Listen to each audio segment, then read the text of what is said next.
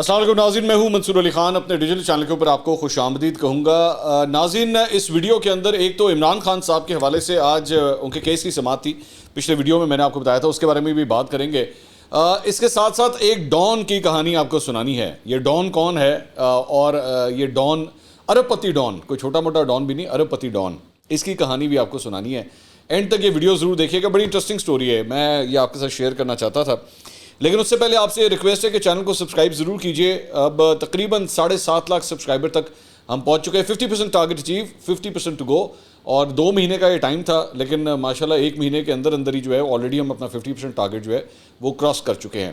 تو چینل کو ضرور سبسکرائب کیجئے اور ساتھ بیل آئیکن پریس کیجئے، اور اگر آپ کو ویڈیو پسند آیا کرے پلیز لائک کا بٹن جو ہے وہ ضرور پریس کر دیا کیجئے گا، کیونکہ اس سے بھی ہماری ہیلپ ہوتی ہے۔ اچھا جی، سب سے پہلے معیشت کے حوالے سے ڈالر کا ڈاؤن فال وہ جو ہے وہ ابھی بھی جاری ہے۔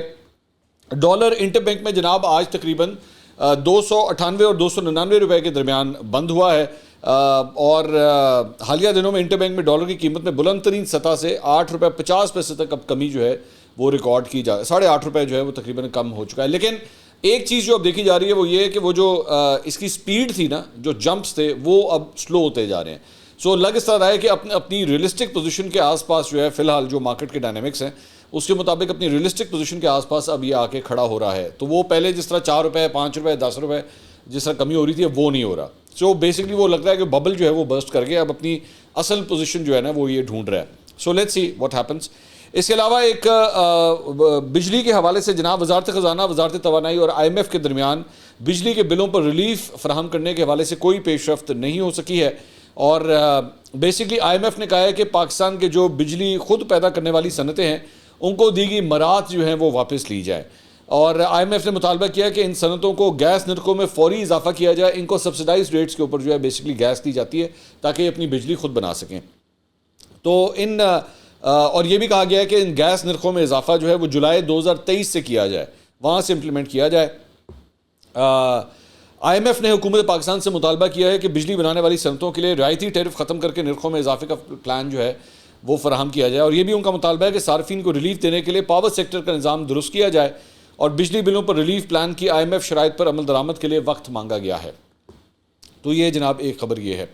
اچھا جی، اس کے علاوہ روسی سفیر نے ایک بڑی امپورٹنٹ بات کی ہے۔ انہوں نے کہا ہے کہ روسی صدر ولادیمیر پوٹن وہ جلد یا بدیر پاکستان کا دورہ کریں گے، اور ویسے یہ کافی دیر سے یہ بات چل رہی ہے، اب تو اس بات کو میرے خیال میں شاید 2 سال ہو گئے ہیں کہ بار بار یہ بات کی جاتی ہے کہ جی پوٹن جو ہے وہ پاکستان کا چکر لگائیں گے، وہ ابھی تک نہیں ہوا۔ لیکن اب روسی سفیر نے دوبارہ یہ بیان دیا ہے۔ انہوں نے کہا ہے کہ روس، چین، بھارت اور پاکستان کبھی اکٹھے نہیں ہوئے، روس، چین، پاکستان اور ایران کا ایک کور گروپ موجود ہے، ہم یوکرین جنگ جیتنے کی پوزیشن میں ہیں، یہ صرف وقت کی بات ہے کہ ہم کب جنگ جیتیں گے۔ تو یہ ایک ان کا چھوٹا سا یہ انٹرویو جو ہے وہ سامنے آیا ہے۔ اس کے علاوہ امریکہ میں پاکستان کے سفیر منیر اکرم نے کہا ہے کہ نگراں وزیر اعظم انوار الحق Kakar United nations general assembly کے اجلاس میں شرکت کریں گے، اور وہ غالباً کوئی 20 ستمبر کے آس پاس جو ہے امریکہ جا رہے ہیں، اور بڑا خاصا مصروف دورہ ان کا ہوگا۔ وہاں پہ ان کی 5 اہم وزیر اعظم 5 سمٹ میٹنگز میں جو ہے وہ شرکت بھی کریں گے۔ تو ایک ڈیولپمنٹ جو ہے وہ یہ ہو رہی ہے۔ اس کے علاوہ چیف الیکشن کمشنر سکندر سلطان راجہ سے جناب برطانوی ہائی کمشنر جین میریٹ کی جو ہے وہ ملاقات ہوئی ہے۔ یہ ملاقات الیکشن کمیشن آف پاکستان کے دفتر میں ہوئی ہے، اور برطانوی ہائی کمشنر نے کہا ہے کہ جی ملاقات کے دوران اتفاق ہوا ہے کہ پاکستان میں آزاد اور شفاف انتخابات کا ہونا بہت ضروری ہے۔ یہ ذہن میں رکھیے گا کہ اس سے پہلے امریکی سفیر بھی 2 دفعہ غالباً چیف الیکشن کمشنر سے ملاقات کر چکے ہیں، اور اس کے اوپر جو ہے وہ سخت ناپسندیدگی کا اظہار بھی کیا گیا تھا نگراں حکومت کی جانب سے کہ چیف الیکشن کمشنر کیوں ملاقات کر رہے ہیں امریکی سفیر سے۔ تو اب ان کی برطانوی سفیر سے بھی ملاقات ہو گئی ہے۔ اس سے قبل وہ ڈونلڈ بلوم نے یہ ملاقات کی تھی، امریکہ کے جو سفیر ہیں ان کی یہ ملاقات ہوئی تھی، اب برطانوی سفیر کی بھی ملاقات ہو گئی ہے۔ اس کے علاوہ وزارت قانون کے مطابق ملک میں عام انتخابات کے حوالے سے ہونے والے اجلاس میں 4 صوبوں کے نگراں وزرائے قانون نے شرکت کی۔ ترجمان نے بتایا کہ اجلاس میں آزادانہ، منصفانہ اور شفاف انتخابات کو یقینی بنانے کے حکومتی عزم کو اجاگر کیا گیا، اور کہا گیا کہ آئین کی شقوں کو الگ الگ کر کے نہیں، مجموعی طور پر آئین کی اسکیم میں دیکھا جاتا ہے۔ وزارت قانون کے ترجمان کا کہنا تھا کہ ملک بھر میں ایک ہی روز قومی اور صوبائی اسمبلیوں کے انتخابات ہونے چاہیے، صاف اور شفاف انتخابات کی ذمہ داری الیکشن کمیشن کی ہے۔ دوسری جانب ذرائع کا یہ کہنا ہے کہ جی نگراں وزیر قانون احمد عرفان نے صدر عارف علوی سے بھی ملاقات کی تھی، جس میں ملک میں عام انتخابات کی تاریخ کے حوالے سے تبادلہ خیال کیا گیا تھا. نگراں وزیر قانون نے انتخابات کی تاریخ سے متعلق نگراں وزرائے قانون کا موقف صدر مملکت کے سامنے بھی رکھا تھا. اچھا اس میں 4 چیزیں ہیں.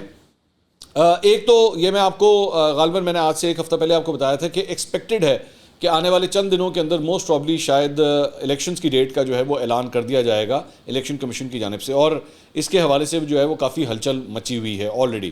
So let's see if that happens اور ناٹ. دوسری بات یہ ہے کہ میں یہ دیکھ رہا تھا کہ الیکشن کمیشن کے یہ جو وزارت قانون کے حوالے سے جو اجلاس ہوا ہے, اس میں تمام صوبوں کے نگراں وزیر قانون جو ہیں انہوں نے بھی شرکت کی. اب میرا صرف ایک چھوٹا سا سوال ہے کہ مجھے سمجھ نہیں آتی کہ یہ کس دور میں رہ رہے ہیں کہ آج بھی آپ کو ان میٹنگز کرنے کے لیے ایکچولی فزیکلی آنا پڑتا ہے. مطلب آپ کے پاس اسکائپ موجود ہے, زوم موجود ہے, یہ سارا یہ کام جو ہے نا یہ بیٹھ کے زوم کے اوپر بھی ہو سکتا ہے, اپنے دفتر میں بیٹھ کے بھی ہو سکتا ہے. آل دا وے اٹھ کے جا کے آپ اسلام آباد جا رہے ہیں اور وہاں پہ جا کے سارے اکٹھے ہو رہے ہیں, اس کے بعد میٹنگز ہو رہی ہیں. اس کی کوئی ضرورت نہیں تھی. مجھے ایکچولی یہ ویژولز دیکھ کے نا کافی برا لگا کہ آپ ایک جگہ دیکھ رہے ہیں کہ اتنے برے حالات ہیں اکانومی کے, تو آپ تھوڑا آسٹیرٹی کا ہی دھیان رکھ لیں. یہ سارا کچھ زوم پہ بھی ہو سکتا ہے. اہم ہی بلا وجہ چکر لگانا ہے, یا تو آپ نے بڑا کوئی کسی پروجیکٹ کا چکر لگانا ہو نا, یعنی کہ وہ آپ نے آن فیلڈ جا کے کسی کول مائن کا یا ہسپتال کا یا اسکول کا دورہ کرنا ہے تو چلے پھر بھی سمجھ آتی ہے. آپ نے بیٹھ کے صرف گپے مارنی ہے, بیٹھ کے اچھا جی یہ کس طرح ہوگا وہ کس طرح ہوگا, یہ سارا کچھ زوم کے اوپر بھی ہو سکتا ہے. Looks quite stupid, I am sorry to use this word. اس کے علاوہ جناب رانا ثناء اللہ کا کہنا ہے کہ فروری کے پہلے ہفتے میں الیکشن ہوں گے. وہ جیو سے گفتگو کر رہے تھے, مارننگ شو کے اندر آئے ہوئے تھے. انہوں نے کہا کہ نواز شریف کی نااہلی ختم ہو چکی ہے, ان کو جس کیس میں سزا ہوئی وہ کمزور ہے, وہ اپنی سزا کے خلاف نظر ثانی اپیل کریں گے جس میں ضمانت یقینی ہے. اب رانا ثناء اللہ صاحب کے علاوہ بھی مسلم لیگ نون کے چند لوگ جو ہیں وہ یہ بیانات دے چکے ہیں کہ فروری کے اندر جو ہے وہ الیکشن ہوں گے جن کا تعلق نون لیگ سے ہے. تو بلاول بھٹو صاحب نے ایک دفعہ پھر نون لیگ کے اوپر جو ہے وہ نام لیے بغیر تنقید کی ہے. انہوں نے کہا کہ چیف الیکشن کمشنر کو الیکشن کی تاریخ کا نہیں معلوم, ہمیں نہیں معلوم کہ الیکشن کب ہوں گے, صرف ایک جماعت کہہ رہی ہے کہ فروری میں الیکشن ہوں گے. مظفر گڑھ میں انہوں نے یہ خطاب کیا تو انہوں نے کہا کہ اس صورتحال میں ہم لیول پلینگ فیلڈ نہ ہونے کا شکوہ نہ کریں تو کیا کریں, اگر 90 دن میں نہیں تو کتنے دن میں الیکشن ہوں گے. الیکشن کمیشن تاریخ تو دے, بڑی عجیب بات ہے کہ ایک جماعت الیکشن کی تاریخ دے رہی ہے. بلاول کا کہنا تھا کہ جی پی ڈی ایم مساق جمہوریت کے حق میں نہیں, ہم نے چاہا تھا کہ مساق جمہوریت 2 بھی بنے, ہم نے نئے مساق جمہوریت کی کوشش کی لیکن وہ نہیں ہو سکا. تو نون لیگ کے حوالے سے جو ہے نا پیپلز پارٹی کچھ خفا سی دکھائی دیتی ہے, اور ڈھکے چھپے الفاظ کے اندر جو ہے نا بلاول بھٹو اپنی تقریروں کے اندر نون لیگ کے اوپر یہ تنقید کر رہے ہیں. اس کے علاوہ جناب کچھ قانونی معاملات کے حوالے سے بات کرتے ہیں. پنجاب کی نگراں حکومت نے 9 مئی کے ملزمان کے جیل میں روزانہ ٹرائل کے فیصلے پر عمل درآمد یقینی بنانے کا فیصلہ کر لیا ہے. تو 9 مئی کے جتنے بھی ملزمان ہیں, مرد بھی خواتین بھی, ان سب کے ٹرائلز جو ہیں وہ جیل کے اندر ہی کرنے کا پروگرام بنایا گیا ہے. محسن نقوی صاحب کی جو نگراں وزیر اعلیٰ پنجاب ہیں, ان کی زیر صدارت اجلاس میں 9 مئی اور جڑانوالہ کے واقعات سے متعلق امور پر پیش رفت کا جائزہ لیا گیا. اجلاس میں 9 مئی کے ملزمان کے جیل میں روزانہ ٹرائل کے فیصلے پر عمل درآمد یقینی بنانے کا فیصلہ کیا گیا. 9 مئی کے واقعات پر لاہور کے تمام چلان 3 روز میں پیش کرنے کا بھی حکم دیا گیا ہے. اس کے علاوہ عمران خان صاحب کے اور شاہ محمود قریشی صاحب کے کیس کے اوپر اب آ جائیں.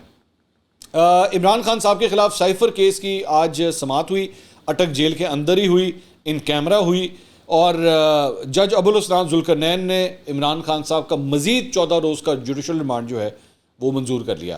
تو پاکستان تحریک انصاف کے جن لوگوں کو یہ امید تھی کہ شاید عمران خان صاحب کو کوئی ریلیف مل جائے گا, ایسا نہ ہو سکا. ابھی 14 دن کم از کم مزید جو ہے وہ عمران خان صاحب جیل میں ہی گزاریں گے. اور اس کے علاوہ اس کیس کے لیے عمران خان صاحب کی لیگل ٹیم کے جو 9 وکلا تھے اٹک جیل جانے کی, ان کو سب کو اجازت اس پر دی گئی, اور ساتھ ہی ساتھ اس کیس کی تحقیقات کرنے والی جو ایف آئی اے کی ٹیم ہے وہ بھی وہاں پہ اٹک جیل پہنچی. 26 ستمبر تک اب یہ جوڈیشل ریمانڈ جو ہے وہ بڑھا دیا گیا ہے. اس کے علاوہ اس کا تحریری فیصلہ جو ہے وہ جو سماعت ہوئی ہے, جو حکم نامہ ہے آج کا, وہ جاری کر دیا گیا ہے. 4 صفحات پر مشتمل یہ تفصیلی حکم نامہ جاری ہوا ہے, اور اس میں چیئرمین پی ٹی آئی کے خلاف سماعت اٹک جیل میں مقرر کرنے کا باقاعدہ نوٹیفیکیشن بھی جاری کیا گیا. سیکریٹریٹ عدالت نے چیئرمین پی ٹی آئی سے اٹک جیل حکام کے رویے کا سوال کیا. عمران خان صاحب نے کہا کہ جی رویے پہ میں پوری طرح مطمئن ہوں. اٹک جیل میں خود کو محفوظ ہونے کا بھی انہوں نے بتایا کہ مجھے سیکیورٹی کا کوئی ایشو نہیں ہے. جیل میں مشکلات یا شکایت کے بارے میں عمران خان صاحب نے سہولیت کے حوالے سے کوئی شکایت نہیں کی. عمران خان صاحب کو جیل مینول کے مطابق جیل سپرنٹینڈنٹ کو کہا گیا کہ جی ان کی سہولیات کو یقینی بنایا جائے کہ ان کو وہ سہولیات ملتی رہے. اس میں یہ کہا گیا کہ چیئرمین پی ٹی آئی نے بشریٰ بی بی سے الگ ملاقات کا وقت بڑھانے کی درخواست کی ہے کہ جی میں ذرا تنہائی میں ان سے جو ہے وہ اپنی ملاقات لمبی کرنا چاہتا ہوں. تو اس سلسلے میں بھی اٹک جیل کے سپرنٹینڈنٹ کو جو ہے وہ ہدایات جاری کر دی گئی ہیں. اس میں عدالتی فیصلے میں یہ بھی کہا گیا کہ تفتیشی افسر کی جانب سے سائفر کیس کا چالان تاحال جمع نہیں کرایا گیا.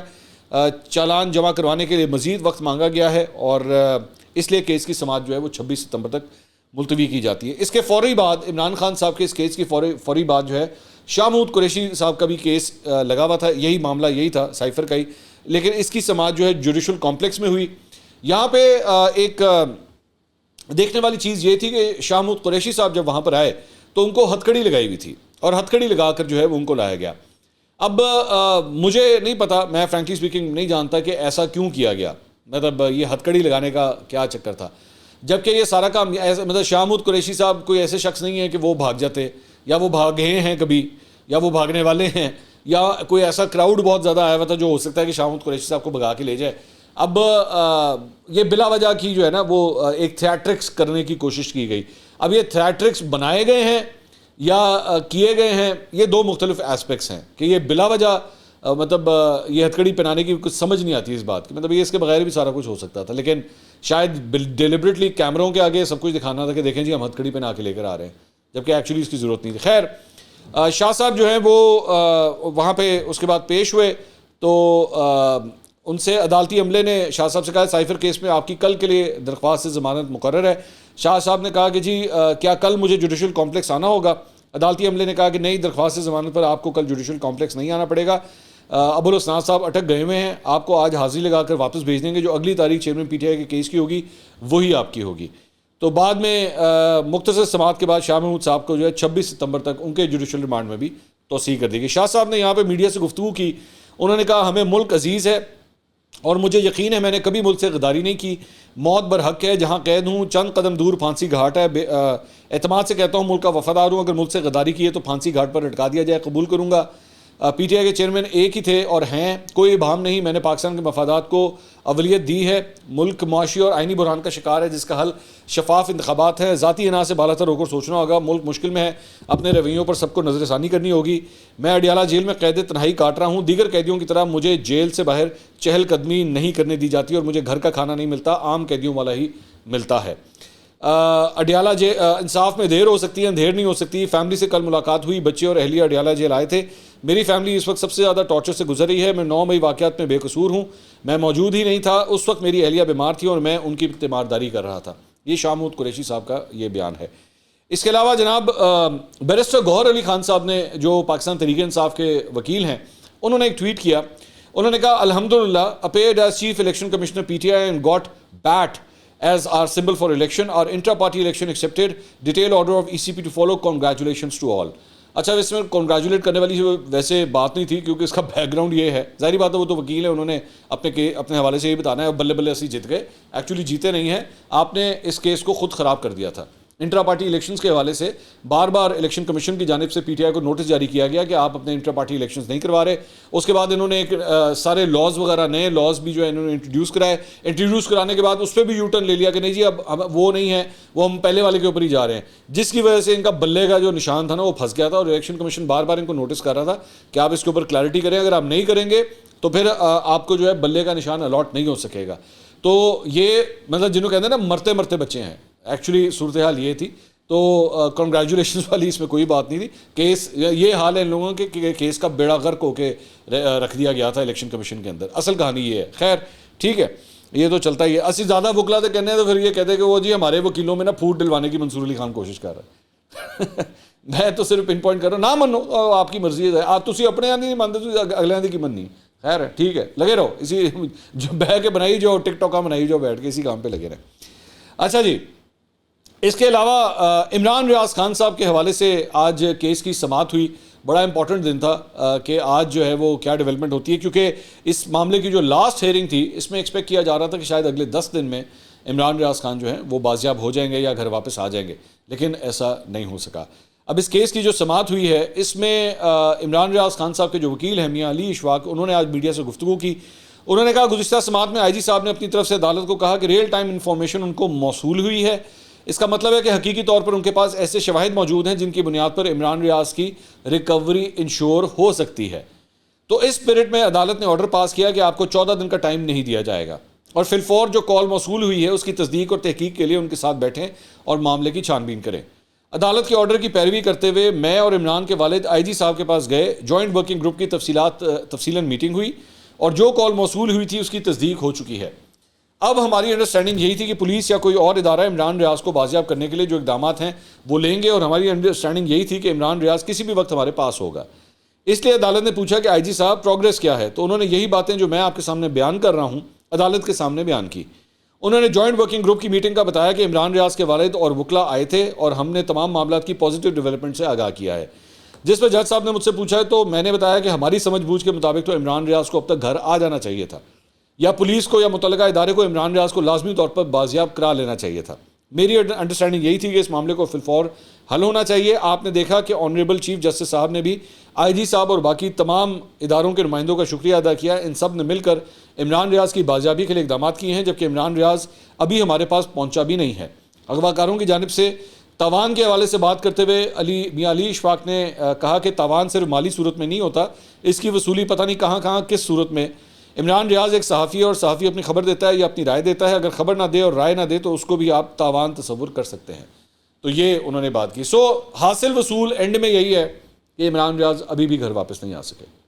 میں تو ان ساری ایشورنسز کے بعد، وعدوں کے بعد، پازیٹیو ڈیولپمنٹس کے بعد بھی ابھی تک عمران ریاض گھر واپس نہیں آئے ہیں۔ یہ دس از وہ جسے کہتے ہیں نا، وہ جتنا مرضی آپ وہ 2+3+4+× 3 کر لیں، اینڈ میں حاصل وصول صرف 0 ہے، ابھی تک 0 ہے۔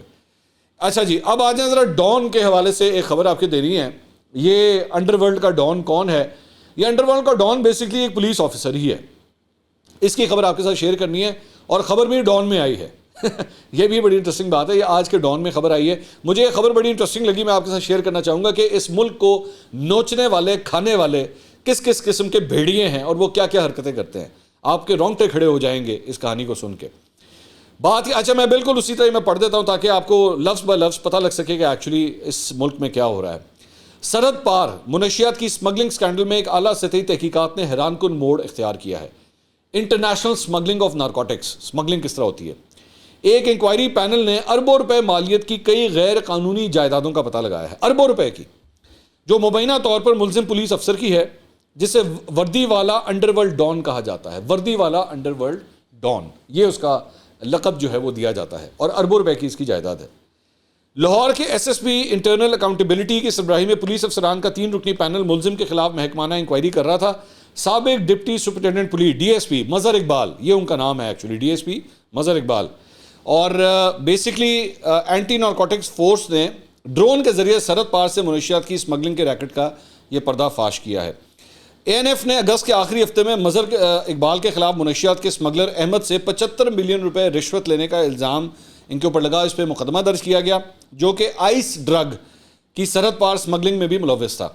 اے این ایف کے مطابق سابق پولیس افسر نے احمد کے گھر سے 35 کلو گرام منشیات اور 3 کاریں برآمد کی تھیں، تاہم صرف 450 گرام منشیات کا مقدمہ درج کرنے کے بعد اسے چھوڑ دیا گیا۔ 35 کلو برآمد ہوئی، 450 گرام کا صرف مقدمہ درج کیا گیا اور اس کو اس کے بعد چھوڑ دیا گیا۔ اے این ایف نے ایک اور ملزم فیاض کو گرفتار کیا، جس نے تفتیش کاروں کو بتایا کہ وہ مظہر کا فرنٹ مین تھا، جو کئی سالوں سے سرحد پار منشیات کی اسمگلنگ میں ملوث تھا۔ تحقیقات کے دوران انکوائری پینل نے مظہر کا مجرمانہ ریکارڈ پایا، جس سے اس نظام کو بے نقاب کیا گیا جو اس کی سرپرستی کر رہا تھا۔ ذرائع نے بتایا کہ مظہر اقبال کو 1994 سے لے کر اب تک 6 مرتبہ ملازمت سے برطرف کیا جا چکا ہے۔ 94 سے لے کر اب تک 6 مرتبہ، اور غیر قانونی سرگرمیوں میں ملوث ہونے کے الزام میں 45 مرتبہ ملازمت سے معطل بھی ہو چکا ہے، یہ جن میں زیادہ تر منشیات کی اسمگلنگ سے متعلق ہی معاملات تھے۔ ابتدائی طور پر ذرائع نے بتایا کہ مظہر عرف مظہری کی مبینہ غیر قانونی جائیدادوں کی مالیت کا تخمینہ 2 ارب روپے سے زائد ہے۔ 2 ارب روپے سے زائد، کین یو امیجن؟ ابتدائی طور پر ذرائع نے بتایا کہ مظہر عرف مظہری کی مبینہ غیر قانونی جائیدادوں کی مالیت کا تخمینہ 2 ارب روپے ہے۔ انکوائری پینل نے سابق افسر کے خلاف 1994 سے لے کر اب تک factory area, Ravi road, Bhati gate, Lytton road, model town, south cantt, Tibbi city تھانوں میں درج 13 مجرمانہ مقدمات کا بھی پتہ لگایا ہے۔ اس طرح ان کے خلاف اینٹی کرپشن اسٹیبلشمنٹ لاہور نے 5 فوجداری مقدمات درج کرائے تھے۔ اس کے علاوہ سابق ڈی ایس پی کے خلاف اے این ایف نے 2007 میں منشیات کا مقدمہ درج کیا۔ اہلکار نے بتایا کہ وہ مبینہ طور پر صوبائی دارالحکومت میں بدنام زمانہ غنڈوں، جیب کتروں اور منشیات کے سمگلروں کی سرپرستی کرتا ہے۔ یہ خود اینٹی نارکوٹکس فورس کا بندہ ہے، یہ ذہن میں رکھیے گا، اور یہ اس کے ساتھ یہ سب کچھ یہ اس نے کیا ہے۔ انہوں نے بتایا کہ تحقیقاتی پینل کے مطابق مظہر ڈیفنس ہاؤسنگ سوسائٹی لاہور میں 4 کنال کے ولا میں رہائش پذیر تھا اور ڈی ایچ اے میں 7 مزید مکانات کا مالک ہے۔ پینل نے لاہور میں پولیس سروس کے دوران ان کی خریدی گئی 125 مہنگی کاروں کا بھی پتہ لگایا ہے۔ ذرائع نے بتایا کہ اے این ایف کی ٹیم الگ سے ان اثاثوں پر کام کر رہی تھی جو انہوں نے لاہور میں اپنی سروس کے دوران بنائے تھے۔ انہوں نے کہا کہ لاہور کے ایک سابق سی سی پی او نے مجرمانہ ریکارڈ رکھنے کے باوجود مظہر کو لاہور میں اے این آئی یو کا سربراہ مقرر کیا تھا۔ ایسی اطلاعات تھیں کہ مظہر کو کچھ اہم سیاسی شخصیات کے علاوہ پنجاب کے کچھ سینئر پولیس افسران کی حمایت بھی حاصل ہے۔ ایک سوال کے جواب میں سرکاری ذرائع نے بتایا کہ ملزم اے این ایف کی جانب سے درج مقدمے میں ضمانت منسوخ ہونے کے بعد زیر زمین چلا گیا۔ ان کا کہنا ہے کہ تحقیقات جاری ہیں۔ سابق پولیس اہلکار کی ملکیت میں مزید غیر قانونی جائیدادوں کا پتہ لگانے کی توقع ہے جن کے محکمے میں اب بھی ہمدرد موجود ہیں۔ تو یہ جناب صورتحال ہے۔ میں نے سوچا یہ سٹوری جو ہے وہ آپ کے ساتھ شیئر کی جائے کہ کس طرح اس ملک کو نوچا جاتا ہے اور اس میں سے کس طرح گدھ آ کے اپنا گوشت جو ہے وہ اس کے جسم میں سے اتار کے لے کے جاتے ہیں۔ اگلی ویڈیو میں آپ سے دوبارہ ملاقات ہوگی۔ اللہ حافظ۔